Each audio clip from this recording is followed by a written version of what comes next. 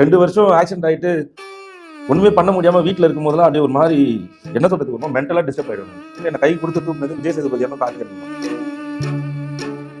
விஜய் சேதுபதி அண்ணன் எனக்கு நிறைய விஷயத்தை ஹெல்ப் பண்ணி கொடுத்துருக்காரு. நிறைய படங்கள் வாய்ப்பு கூட அவர் வாங்கி கொடுத்துருக்காரு. விக்ரமேதெல்லாம் அவர் வாங்கி கொடுத்தாரு. அதை நான் எந்த இன்டர்வியூ பண்ணணும்னு நான் சொன்னேன்.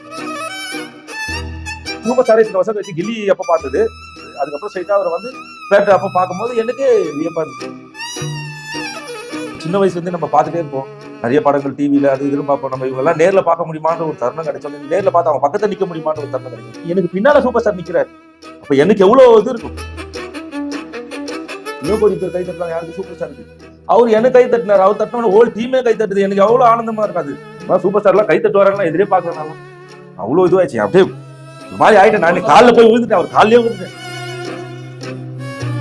நம்ம அப்ப பார்க்கும் போதெல்லாம் நம்மளுக்கு ஒரு விதமான கோபம் வலிகள் எல்லாம் வரும். ஏன் இப்படி எதுக்கு நடந்தது? ஆனா அதுவும் ஒரு பாடத்தை சொல்லி கொடுத்துருக்கோம். அதுக்கப்புறம் தான் பிடிச்சி திரும்ப ஓட ஆரம்பிச்சு.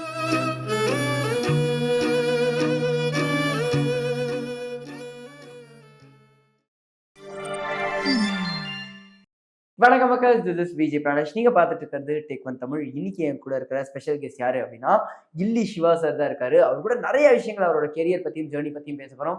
வாங்க பேசலாம். வணக்கம்ண்ணா. வணக்கம். கில்லி ரீ-ரிலீஸ் ஆயிருக்கு. அதுவும் ஒரு மிகப்பெரிய செலிப்ரேஷனை ஆல் அரௌண்ட் தமிழ்நாடு பார்க்க முடிஞ்சது. தமிழ்நாடு மட்டும் இல்ல, மலேசியா, ஸ்ரீலங்காலையும் ரீ-ரிலீஸ் எல்லாம் பண்ணியிருக்காங்க. எப்படி பாக்குறீங்க? சந்தோஷமா இருக்கு. 20 வருஷம் கழிச்சு அந்த படத்தை திரும்ப என்ன நானே போய் ஸ்கிரீன்ல பார்க்கும்போது ரொம்ப சந்தோஷமா இருக்கு. எல்லாரும் கொண்டாடுறாங்க. அது என்னவோ தெரியல, அது கடவுளுக்கு தான் நன்றி சொல்லணும். அண்ட் சினிமா பொறுத்த வரைக்கும் நிறைய விஷயங்களை நமக்கு கற்றுக் கொடுக்கும். நீங்க சொன்ன மாதிரி கிட்டத்தட்ட 24 வருடங்களுக்கு பின்னாடில இருந்தே உங்களோட டிராவல் வந்து இதுல இருந்துட்டு இருக்கு. சினிமா எனக்கு இந்த விஷயத்தை கற்றுக் கொடுத்ததுன்னா எதுனா சொல்லுங்க. நிறைய விஷயம் கற்றுக் கொடுத்துச்சுங்க. கஷ்டம்னா என்னன்றதை ஃபர்ஸ்ட் கற்றுக் கொடுத்தது, அசிங்கம்னா என்னன்றதை நல்லாவே கற்றுக் கொடுத்தது. இன்னைக்கு இருக்கிற லீடிங் ஆர்டிஸ்ட் முதல் கொண்டு நடந்திருக்கு. அதெல்லாம் நடக்காத ஒரு ஆள் ஜெயிச்சதா இன்னைக்கு வரைக்கும் சரிதம் சினிமாவில் இல்லை. எல்லாருக்கும் நடந்திருக்கு. போயிட்டு ஷூட்டிங்கே போயிட்டு என்னை திரும்பலாம் அனுப்பிச்சிருக்காங்க. ஃப்ரேம்ல நிக்க வச்சுட்டு நீ வேணான்னு சொல்லி அனுப்பிச்சிருக்காங்க. அதெல்லாம் நடந்து நான் பண்ண வேண்டிய கேரக்டர் இன்னொருத்தன் பண்ணிட்டு இருப்பான். அவங்க கேரக்டர் ஒண்ணுமே இல்லாத கேரக்டர் நான் ஏதோ ஒரு கேரக்டர் நான் பண்ணிட்டு இருப்பேன். எனக்கே ஒரு மாதிரியா இருக்கும் அது பார்க்கும்போது. என்னடா இது, நடிச்சுட்டே இருக்கும் போது கூட மாறும். எனக்கு இந்த கேரக்டர் ஃபிக்ஸ் பண்ணியிருப்பாங்க, என்னை அப்படியே டம்மி பண்ணிட்டு அவங்கள அப்படியே பூஸ்டப் பண்ணிட்டு நிறைய நடக்கும். சினிமாவில் அதெல்லாம் நடக்காமலாம் இருக்கு, நடக்கும். அதெல்லாம் யாரையும் குறை சொல்லிக்க முடியாது. அதெல்லாம் நம்ம நினச்சிக்கலாம், நம்ம என்னமோ சரியா நடிக்கலையோ அதனாலதான் மாத்திட்டாங்களோ, அப்படிலாம் இல்லை. நேரங்கள் நான் ஒரு ஆஃபீஸில் என்னை கூப்பிட்டு ஆடிஷன்லாம் பண்ணி முடிச்சுட்டாங்க. என்னை பற்றி அந்த அது ஒருத்தர் மெயின் கேரக்டர் பண்ணுறவங்க போயிட்டு என்னை பற்றி தப்பாக சொல்லிட்டு என் கேரக்டர் அதெல்லாம் கொடுக்காதீங்க, அந்த கேரக்டர்லாம் கொடுக்காதீங்கன்னு சொல்லியிருக்காங்க. நடந்திருக்கு. எதனால இதெல்லாம் நடக்கு? போட்டி பொறாமைகள் இதுதானங்க வாழ்க்கையில் எல்லாருக்கும் நடக்குது. இவன் நம்மளோட பெரிய ஆள் ஆகிட்டானா நம்ம என்ன அவங்ககிட்ட போய் நிற்கணுமா? இப்படிலாம் ஒரு சில விஷயம் இருக்குல்ல, சின்ன விஷயம். ஆனா என்னை பொறுத்தவரைக்கும் நல்ல விஷயங்கள் தான் அதெல்லாம். எல்லாமே அதை கத்துக்கணுன்றதுக்காக நான் நல்லாவே கத்துக்கிட்டேன். இப்ப நல்லா பழகிடுச்சு, அதெல்லாம் ஒன்றும் பிரச்சனை கிடையாது. ஜாலியா இருக்கு. கரெக்டான அனுபவம். இது நல்ல அனுபவம். ஒரு வாழ்க்கைக்கு என்ன தேவையோ அதுக்கான அனுபவத்தை நான் நல்லாவே அனுபவிச்சிட்டேன். ஏதாவது ஒரு இடத்துல நீங்க ரியலைஸ் பண்ணிக்கலாம், இந்த ஒரு தப்பு தான் நான் பண்ணிட்டேன், இதை பண்ணதுனால மேபி இன்னும் கொஞ்சம் பண்ணாம இருந்ததுன்னா பெட்டரா இருந்திருப்பேன், அந்த மாதிரி ஏதாவது ஒரு விஷயம் இருக்கா? ஏன்னா நானே ஸ்டடி பண்ணதான், அதுதான் சொல்றேன். என்னோட அனுபவங்கள் அதுதான். ஏன்னா நானே ஸ்டடி பண்ணிட்டேன். இதெல்லாம் நம்ம பண்ணாம இருந்துக்கணும், இதெல்லாம் நான் பண்ணணும். அதனால தான் நான் பெருசா வந்து எல்லாருக்கிட்டையும் வந்து நான் எல்லார்கிட்டையும் பழகுவேன். அவங்களோட பர்சனல் விஷயத்துல எதுவுமே தலையிடாம என்ன அப்படின்னு இருந்துப்பேன். ஏன்னா நம்ம எதுக்கு அடுத்தவங்களை பத்தி பேசிக்கிட்டு அடுத்தவங்களை பத்தி போறோம்னு சொல்லிட்டு அது நமக்கு தேவையில்லையே. அதனால நிறைய விஷயத்தை அவாய்ட் பண்ணிட்டு நான் பாட்டில் இருப்பேன். அது நிறைய கற்றுக் கொடுத்ததால தான் இதெல்லாம் எனக்கு பக்குவமே வந்ததுன்ற திரும்ப. நம்ம என்னதான் ஒரு வழியை கடந்த ஒரு விஷயத்துல டிராவல் பண்ணாலும் நமக்கு ஷோல்டர் கொடுக்கறதுக்கும் சப்போர்ட் கொடுக்கறதுக்கும் ஏதோ ஒரு விதத்துல கடவுள் ஒருத்தங்களை அனுப்புவாங்க. அந்த மாதிரி உங்க லைஃப்ல அனுப்பின பர்சன் யாரு? முதல்ல சொல்லணும்னா எங்க அண்ணனை சொல்லலாம். அதுக்கப்புறம் சொல்லணும்னா கார்த்தி அண்ணன், விஜய் சேதுபதி அண்ணன், அவங்க டீம் எல்லாருமே, காளி வெங்கட்லேருந்து ரியாஸ் எல்லாருமே இருக்காங்க. நிறைய பேர் இருக்காங்க, அசோக் அப்படின்னு சொல்லிட்டே போகலாம். இவங்கெல்லாம் எனக்கு நல்லாவே சப்போர்ட் பண்ணாங்க. என்ன அதான் 2 வருஷம் ஒன்றுமே முடியாமல் நான் தவிச்சிட்டு இருந்த டைமில் என்னை கை கொடுத்து தூக்குனது விஜய் சேதுபதி அண்ணன், கார்த்தி அண்ணன் தான். கை கொடுத்து தூக்குனாங்க. எனக்கு நிறைய விஷயத்தில் ஹெல்ப் பண்ணியிருக்காங்க. அதை நான் எந்த இன்டர்வியூ பண்ணணும்னு நான் சொன்னது. விஜய் சேதுபதி அண்ணன் எனக்கு நிறைய விஷயத்தை ஹெல்ப் பண்ணி கொடுத்துருக்காரு. நிறைய படங்கள் வாய்ப்பு கூட அவர் வாங்கி கொடுத்துருக்காரு. விக்ரமேதெல்லாம் அவர் வாங்கி கொடுத்துருக்காரு. விஜய் சேதுபதி அவர்கள் மேல எப்பவுமே அந்த ஒரு விஷயம் வைக்கப்படுது. அவர் வந்து அந்த அவரு யாரை எப்படி பாக்குறாருன்னா எனக்கு தெரியாதுங்க. நீங்க சொல்றதுதான் பேசும்போது நான் இது பண்றேன்னு நினைக்காது. அவர் யாரை எப்படி பாக்குறாங்கன்னு எனக்கு தெரியாதுங்க. ஆனா என்னை வந்து இன்னமும் ஒரு குழந்தை மாதிரி தான் என்ன பார்ப்பாரு. எனக்கு அதுல வந்து அவரை ரொம்ப பிடிக்கும். ஆனா கிடைக்காத வாய்ப்பை பத்தி நம்ம நிறைய பேசணும். நம்ம எதிர்பார்த்திருக்க மாட்டோம். நீ இது எதிரே பார்க்கலடா, ஆனா டக்குன்னு போனா யதார்த்தமா இது நடந்துச்சுங்கிற மாதிரி ஏதாவது ஒரு நல்ல கேரக்டர் அந்த மாதிரி அமைஞ்சிருக்காங்க. விக்ரம் வேதா அப்படி அமைஞ்ச ஒரு விஷயம். ஆமா. ஓகே. சேதன்னு சொல்லி விட்டாரு. டைரக்டர் போய் பார்த்தேன், மீட் பண்ணேன், பேசினேன். அவங்க வீட்டில் தான் போயிட்டு பார்த்தேன். ஓகே. புஷ்கா சாரையும் காயத்ரி மேடமையும் வீட்டில் தான் பார்த்தேன், பேசினேன். அவங்க சொன்ன கேரக்டர் ஒன்று, ஆடிஷன் பண்ணாங்க. அப்போ கொடுத்த கேரக்டர் ஒன்று, ஆடிஷன் பண்ணி முடிச்சிட்ட பிறகு எனக்கு கொடுத்த கேரக்டர் ஸ்க்ரீனில் பார்க்கும்போது வேற கேரக்டர் நான் பண்ணுறேன். எனக்கே தெரியாது. ஓகே. நான் இந்த கேரக்டர் தானே பண்ணுறேன்னு, ஏன் இந்த கேரக்டர் வந்தது அப்படின்னு எனக்கே ஒரு அதிர்ச்சி. அந்த பரவாயில்லையே, இப்போ ஏதோ நம்ம ஏதோ நல்லா பண்ணியிருக்கோம் போல இருக்கு, நம்மளுக்கு பிடிச்சிருக்கு போல இருக்கு, அதனால தான் இவங்க கொடுத்தாங்க. அந்த ஒரு அப்படிதான் எனக்கு அமைஞ்சது. அதெல்லாம் சுல்லானா அப்படிதான் அமைஞ்சது. ஓகே. தனுஷ் சார் கிட்ட போயிட்டு நான் ஏதோ சரி ஓகே அப்படி பேட்டையே அப்படிதாங்க நான் சொல்லுவேன். நான் இந்த மாதிரி போயிட்டு சூப்பர் ஸ்டார் எதிர்க்க தனியாக நான் வந்து பண்ண போறேன் நான் எதிர்பார்க்கவே இல்லை. யார் நம்ம கூப்பிட்றாங்க, ஏதோ 10ஓட 11 நிற்க போறோம் போல இருக்கு ஏதோ ஒரு. ஆனால் சூப்பர் ஸ்டாரே இத்தனை வருஷம் கழிச்சு கில்லி அப்போ பார்த்தது, கில்லி 125 நாள் ஓட்டதுக்காக சில்வர் அதை ஷீல்டு போது பார்த்தது. அதுக்கப்புறம் ஸ்ட்ரைட்டா அவரை வந்து பேட்டை அப்போ பார்க்கும்போது எனக்கே வியப்பா இருந்தது.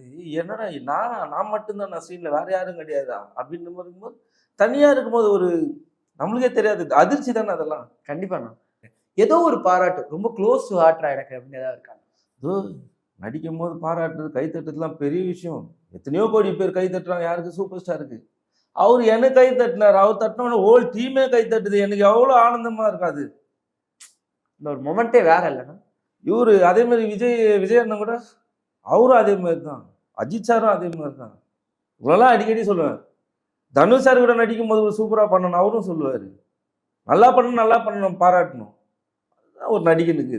அதெல்லாம் நிறைய நடந்திருக்குங்க. அது எனக்குலாம் சூப்பர் ஸ்டார்லாம் கை தட்டுவாரெல்லாம் எதிரே பார்க்குறேனாலாம் அவ்வளோ இதுவாகிடுச்சு. அப்படியே ஒரு மாதிரி ஆகிட்டேன். நான் காலில் போய் விழுந்துட்டேன், அவர் காலிலே விழுந்துட்டேன். அவ்வளோ சந்தோஷமா இருந்தது.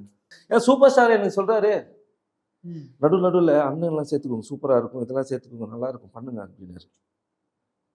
விஷயங்கள் வருது இல்ல, நம்ம அதை கூட சேர்த்து போட்டு பண்ணும் போது வேறையா தெரியுது இல்ல, பேசப்படுது இல்ல.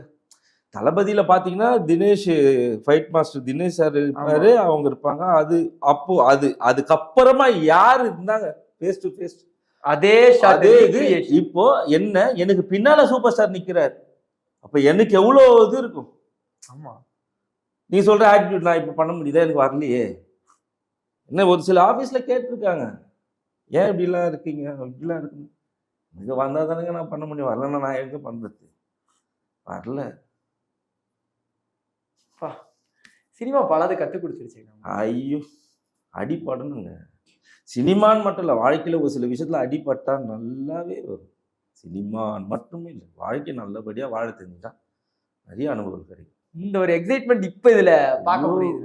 ஷூட்டிங்ல இந்த ஸ்பாட்ல திட்டுலாம் வாங்கியிருக்கீங்களா? ஆரம்பத்தில் தப்புனா தப்பு தான், ரைட்னா ரைட் தான். அதை ஏன் அவங்க திட்டுறாங்கன்றதுக்காக நம்ம அவங்க மேலெல்லாம் கோவப்படக்கூடாது. நம்ம மேலே தப்பு இருக்குன்றத நம்ம உணரணும். அவங்க சொல்லி கொடுத்து நம்ம தப்பா பண்ணியிருப்போம், அதை உணர்ந்ததால தான் இன்னைக்கு நான் வந்து எனக்கு கொடுத்தா உடனே என்னால பண்ண முடியுது. அதெல்லாம் கத்துக்கணும், பாடம் தானே.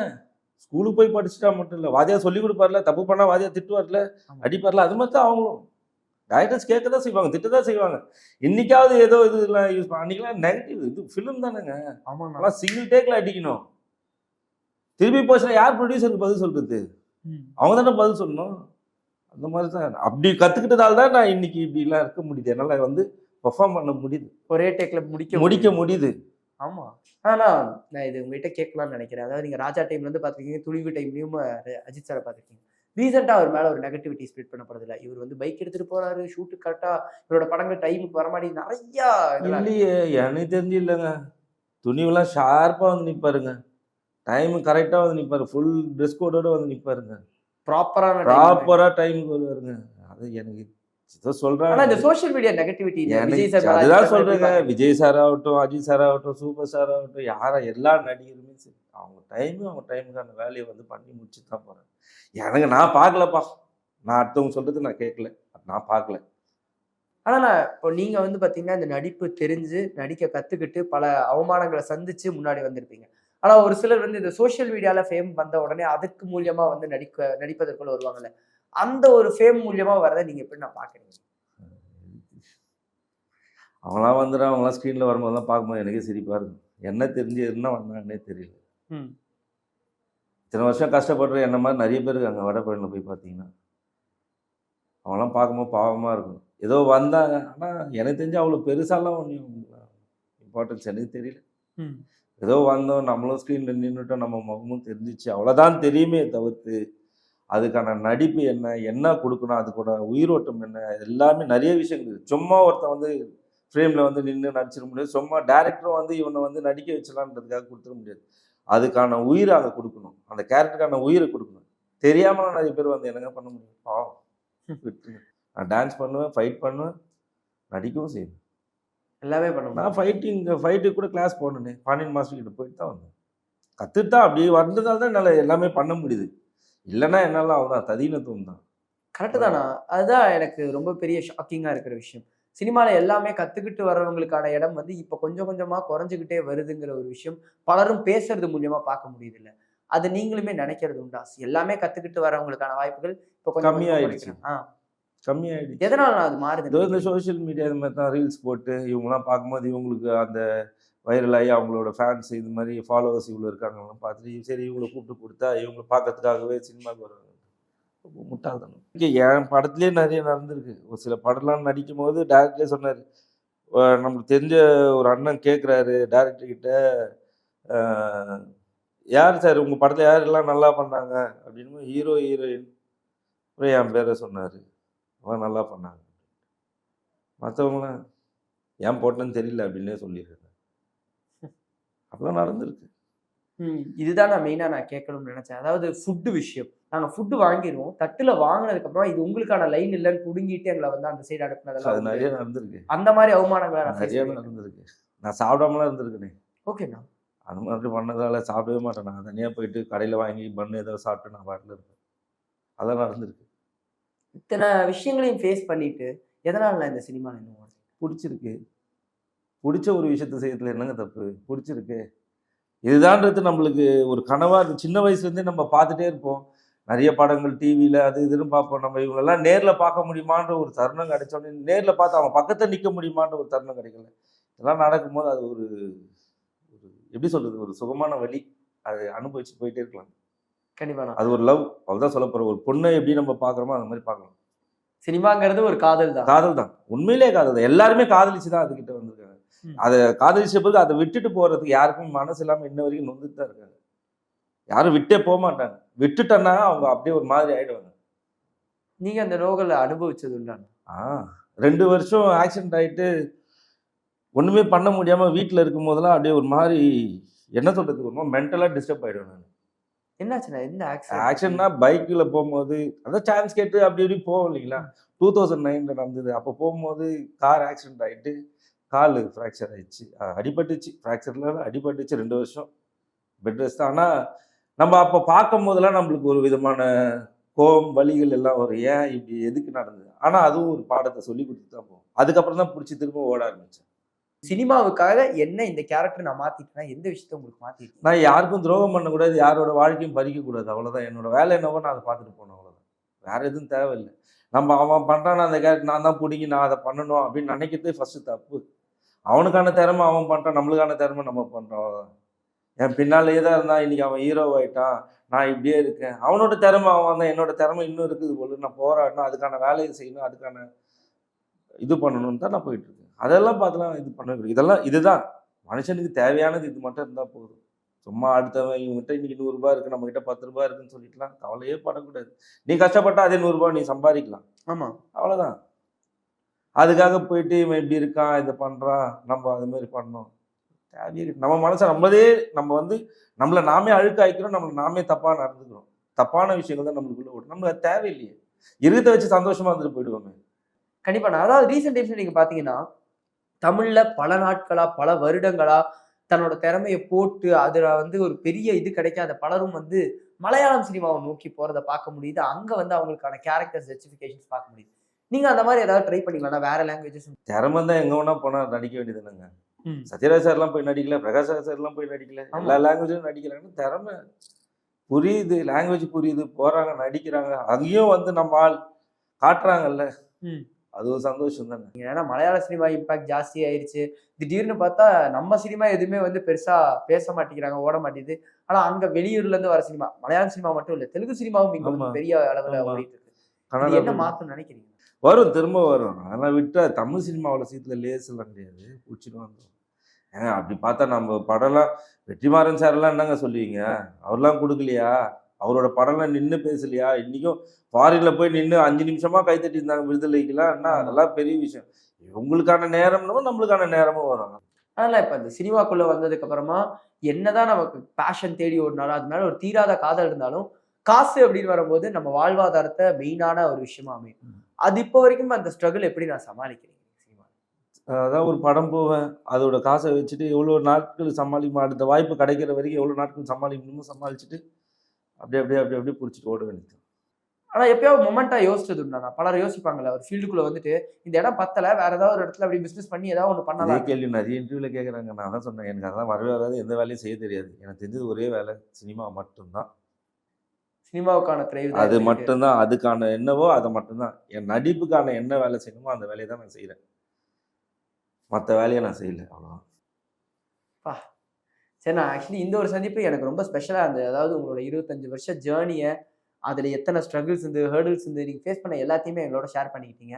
அண்ட் இந்த ஒரு பேட்டிக்கு ரொம்ப ரொம்ப நன்றிங்க. ரொம்ப நன்றிங்க.